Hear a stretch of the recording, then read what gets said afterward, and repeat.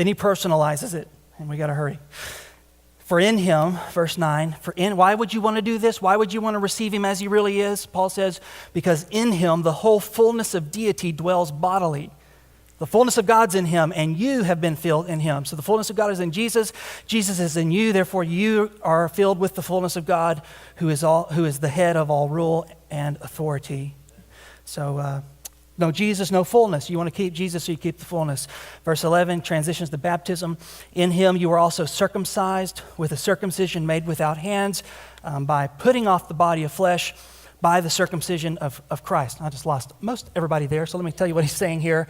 Circumcision was the Jewish Old Testament sign of the covenant. So if you were circumcised, that was a physical external marker to say you belong to the people of God. What Paul is saying is that Jesus did something through his circumcision, and his circumcision was not literal circumcision. His circumcision was the tearing away of flesh on the cross. So he's pointing us to the death of Jesus on the cross. So through the death of Jesus on the cross, God gave you a circumcision without hands, a spiritual circumcision. He made you part of the people of God, but not through some external ritual, but through an internal transformation, not by cutting away the physical flesh, but by cutting away the sin nature in your heart. You're now made part of the people of God, not because of something that you do externally, but because of something that Jesus Christ did internally through his death on the cross. You see what he's saying there?